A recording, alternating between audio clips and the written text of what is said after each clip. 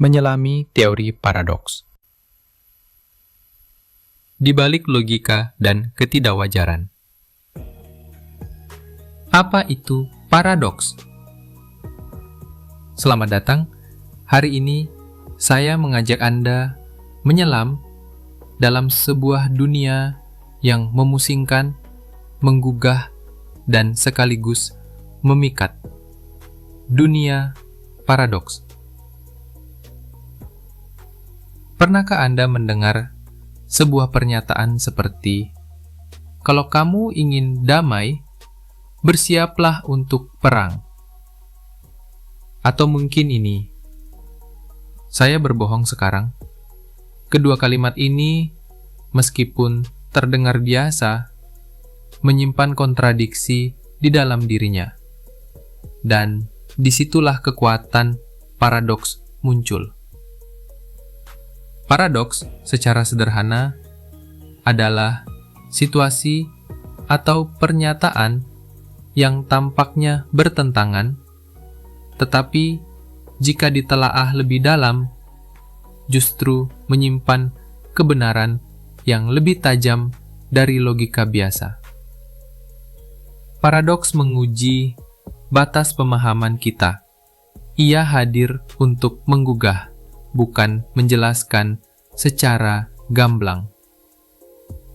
Dan itulah kenapa dunia filsafat, logika, matematika, bahkan kehidupan sehari-hari penuh dengan paradoks.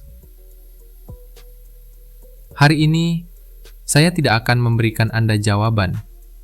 Tidak ada solusi sederhana, tapi saya akan memberikan Anda pertanyaan-pertanyaan yang tak terjawab. Pertanyaan yang akan menghantui pikiran Anda dalam cara yang justru menyegarkan. Paradoks dalam filsafat. Mari kita mulai dari tempat yang sejak dulu menjadi rumah bagi paradoks. Filsafat. Paradoks Epimenides. Sekitar abad ke-6 sebelum Masehi, seorang pria bernama Epimenides dari Kreta berkata, "Semua orang Kreta adalah pembohong." Sederhana bukan? Tapi tunggu dulu. Epimenides sendiri adalah orang Kreta. Jika dia mengatakan yang benar, berarti dia juga pembohong. Tapi jika dia pembohong, maka pernyataannya tidak benar. Yang artinya orang Kreta tidak semua pembohong. Yang berarti dia mungkin berkata benar.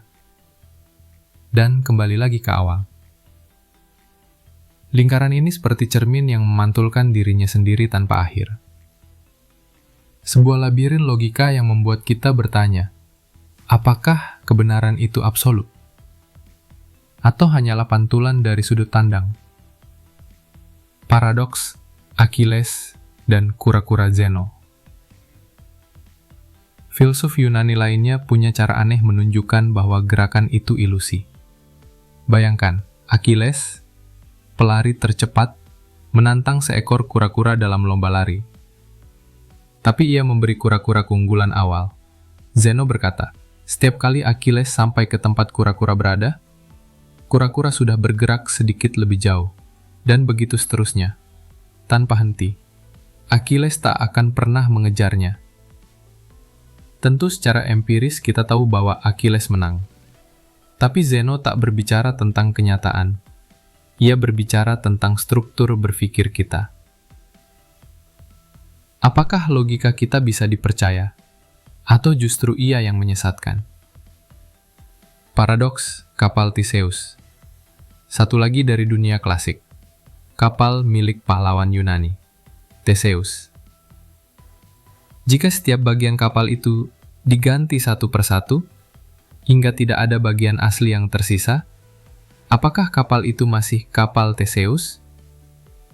Dan jika semua bagian lama dirakit kembali jadi kapal baru, yang mana kapal Theseus yang asli?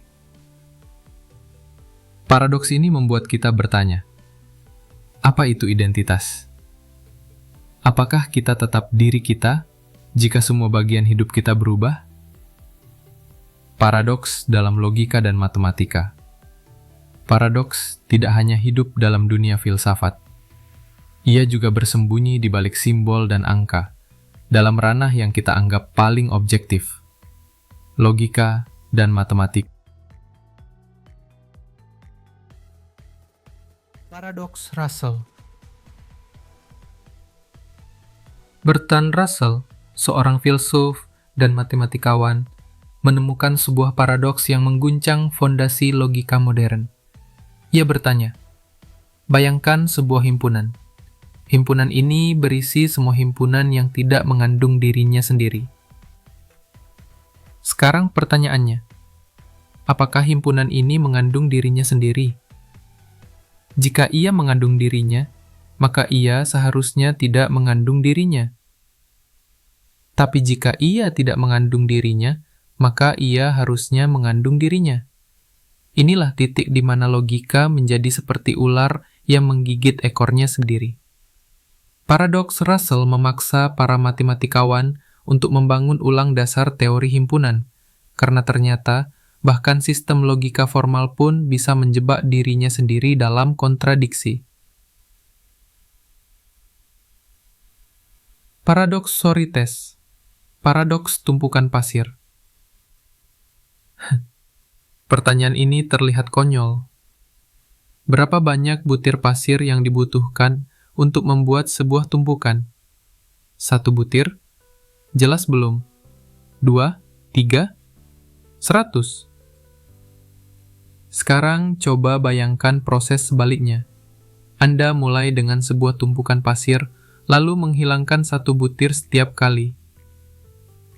Kapan tepatnya ia berhenti disebut tumpukan? Paradoks ini menyingkap betapa kaburnya batasan dalam bahasa dan konsep yang kita gunakan.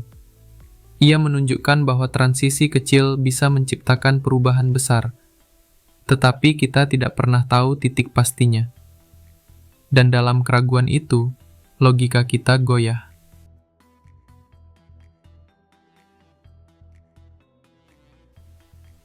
Paradoks dalam kehidupan sehari-hari. Paradoks bukan hanya milik ruang kelas, jurnal akademik, atau pikiran para filsuf. Mereka ada di sekitar kita, dalam keputusan, emosi, dan tindakan sehari-hari. Paradoks kebahagiaan. Ada sebuah ironi dalam kebahagiaan. Semakin keras kita mengejarnya, semakin jauh rasanya. Kita mengejar kekayaan, cinta, status, pencapaian, semua demi kebahagiaan. Tapi seringkali, saat kita sampai di sana, rasa kosong datang menyambut. Dan justru ketika kita berhenti mencarinya, ketika kita larut dalam momen, ketika kita membantu orang lain tanpa pamrih, kebahagiaan datang, diam-diam, tanpa diundang. Ini adalah paradoks eksistensial. Kebahagiaan bukanlah tujuan, tapi efek samping. Ia muncul bukan karena dikejar, tapi karena dijalani. Paradoks pilihan. Semakin banyak pilihan kita miliki, semakin sulit kita memutuskan. Ini disebut paradox of choice. Di supermarket, Anda bisa memilih dari 20 merek saus tomat. Tapi terlalu banyak pilihan bisa melumpuhkan, bukan membebaskan. Kita takut membuat keputusan yang salah. Dan bahkan ketika memilih, kita menyesal. Harusnya tadi pilih yang satu lagi. Kita mengira kebebasan terletak pada banyaknya opsi. Tapi kadang, kebebasan justru terasa dalam keterbatasan.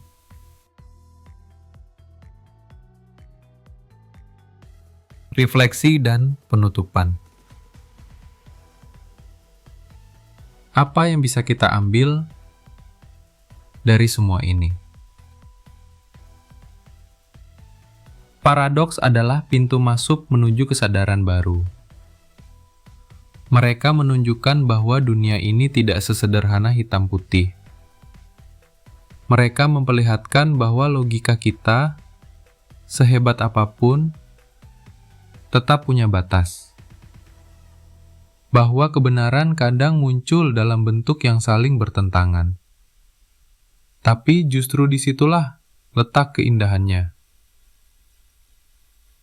Paradoks mengajak kita untuk hidup dengan ketidaksempurnaan. Untuk menerima bahwa tidak semua hal bisa dijelaskan.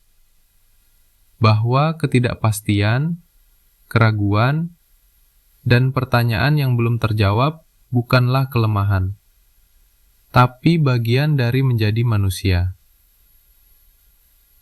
Jadi, lain kali ketika Anda terjebak dalam dilema, dalam ketidaktahuan, atau dalam kontradiksi, berhentilah sejenak. Mungkin itu bukan kesalahan logika. Mungkin itu adalah undangan untuk berpikir lebih dalam. Untuk melihat ke dalam, bukan keluar. Dan untuk berdamai dengan kenyataan bahwa hidup itu sendiri adalah paradoks terbesar dari semuanya. Terima kasih telah mendengarkan. Semoga monolog ini tidak memberikan Anda jawaban, tetapi pertanyaan yang lebih baik. Karena dalam pertanyaan-pertanyaan itulah kita bertumbuh.